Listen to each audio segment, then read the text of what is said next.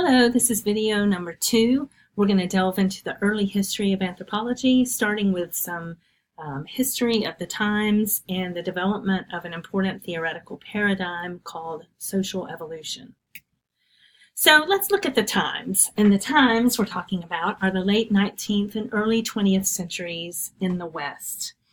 And in particular, to look at this period of time in the United States, I like to use the example of the World's Fair in 1904 in St. Louis.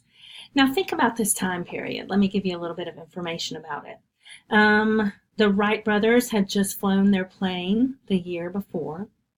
Gasoline-powered cars and electricity were brand new. And in St. Louis in 1904, 20 million visitors came to the World's Fair, including people from over 60 nations. Now, what's interesting to me about this is, so the World's Fair was a series of exhibitions held in different places in the West that were meant to impress the rest of the world with the technologies and innovations and abilities of this modern, progressive country that was hosting it. And people would come. I mean, just imagine in 1904, all the people who came from all over the United States and the world, with limited and very expensive transportation. I imagine many of them coming, in horse and buggy, by wagon. And they would come to St. Louis, and there was housing built to house them. So people would come and stay for weeks or months. Let's just take a quick look at some of the buildings that were built for this fair. This is a website about the 1904 World's Fair. So some of these pictures will show you what kinds of things were on exhibition. I mean, here's a sense of the crowds.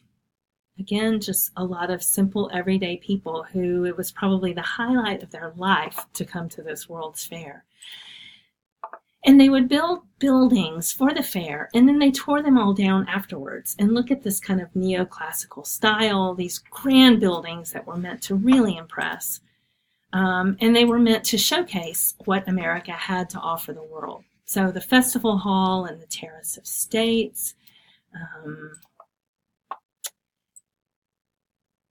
Here's the United States government building. So you could go in the building and, learn about Congress, learn about the executive branch, learn about the Constitution, and all these wonders of democracy that the United States was giving to the world. You could look at the Palace of Varied Industries. So tour this palace. I mean, look at the size of this and the beauty. And then most of these were dismantled after the year was over. But anyway, showing off the amazing industries, and think about this as the time after the Industrial Revolution, and think of what the United States had to showcase. The Palace of Manufacturers, not manufacturers. The Palace of Mines and Metallurgy. I love this one, the Palace of Liberal Arts. So you could tour this palace and look at all the knowledge, the philosophy, and so forth that was available. A little bit more about this time, just some kind of fun stuff. At the St. Louis World's Fair, they introduced a Ferris wheel so big that weddings were held just in one compartment of the Ferris wheel. Can you imagine?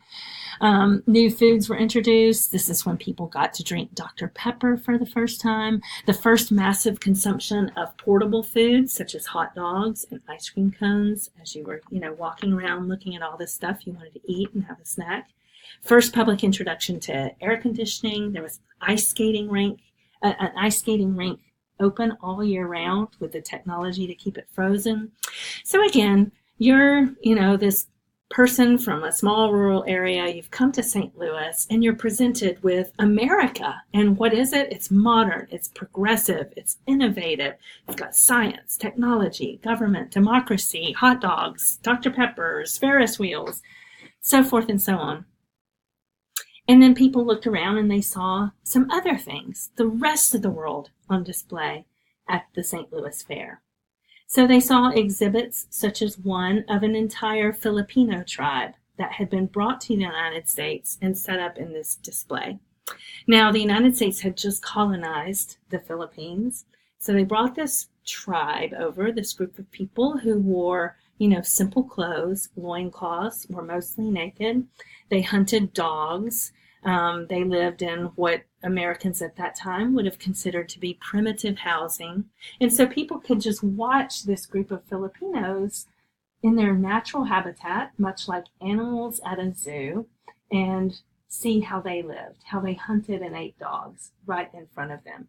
They could see Native Americans, famous Native Americans like Geronimo, giving autographs. There were Tyrolean alpine villages, rebuilt mountains with villages built there so that the people walking through the fair could look at how these mountain people lived. And so it became inevitable that people at the time were making comparisons between the great industrialized, modern, progressive West, as exemplified by America, and the primitive, the backwards, the rural, the brown-skinned, the people who were not wearing shoes, the people who were hunting dogs. And a lot of these human exhibits actually were moved to the Bronx Zoo, I kid you not, after the World's Fair. And there was a section called the Human Zoo, where various groups of people from Africa, from Asia, from Latin America lived on display so that travelers could come and see them. Okay, so I am not here to excuse the views that were espoused during this time, but I think it's important to understand the historical context and to understand that something like the World's Fair was setting up this disparity for all the world to see, the West versus the rest. And they needed a quote-unquote scientific theory to make sense of it all. So I want to talk about three frameworks, two in this discussion, and the next video will look at social Darwinism. But for now, I want to look at evolution and social evolution and give you a very bare bones definition of biological evolution theory. So this was a theory about the process of biological change over time through natural selection. Now, there's a lot we could say on this topic, but for now, the main point, and if you're reading the Lassiter book, which is recommended but not required, it can give you some more information on this. What we need to understand about biological evolutionary theory is that it looked at biological change through sort of genetic differences within a population. So the famous example is the moths in, I think it was Birmingham or Manchester, England. So the white moths did really well until the industrial era when there was so much pollution that it made the tree trunks gray. And so then when the tree trunks were gray, the white moths stood out and the birds ate them, and so they didn't survive to reproduce. Instead, the darker colored moths, the gray and black moths, survived to reproduce. So they became more plentiful. And then after pollution was cleaned up and the tree trunks were lighter colored again, then it was advantageous to be lighter in color. So then lighter colored moths started to do better by surviving to reproduce. So the important thing to note here is that there's nothing progressive about this theory. There's no perfect end that we're trying to get to. Species adapt to the conditions in which they live at the time, and they hope to survive and reproduce and pass along those genetics to their offspring, which will help them survive. Okay? Now, this was a prevalent theory of the time, a controversial theory then, as it still is now. And some theorists saw in it a potential explanation for why there were such disparities between America, with its palace of manufacturers, and the Filipino group of people living in the human zoo. And they came up with social evolution, which is also called unilineal cultural evolutionism. And it is a theory of cultural change, positing that human societies pass through the following sequence, from savagery to barbarianism to civilization. Okay? So all human societies, if given enough time, will continue along this path and will reach civilization ostensibly. But if we look at societies now, or if we now being this period of time when early anthropologists were applying this theory, they said, we can look at all the societies in the world and we can kind of measure them scientifically and decide if they are savage, barbarian, or civilized. So one of the proponents of that was a famous anthropologist named Lewis Henry Morgan.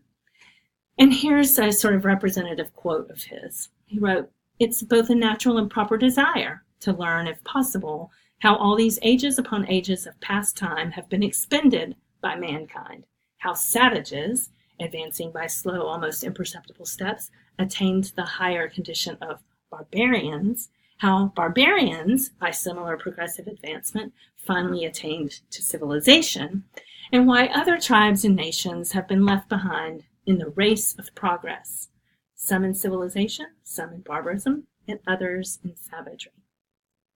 So Morgan and other social evolutionists used what they considered to be very scientific criteria.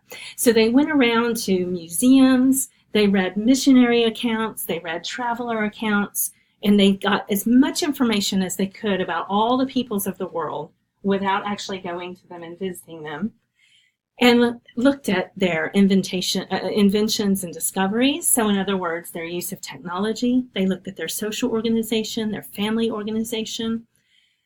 So what they would do is say, like, okay, this group of people, they practice polygamy, and this group of people practices monogamy. So monogamy is a civilized practice, and polygamy is maybe a barbarian practice. So we'll put them over here for now. Now, let's look at their use of technology. And so they look at the use of technology. Oh, this group of people is civilized. This group of people, they're only using stone tools. That kind of makes them savages, but they have these marriage practices. And anyway, they would come up with this catalog, and they, Morgan had these categories like low barbarian, middle barbarian, high barbarian, and they thought they were very scientifically deciding where these different groups of people fit. And not surprisingly, the civilization criteria matched with white Euro-American culture. So monogamy was better than polygamy. Democracy was better than groups of people getting together and deciding things by consensus.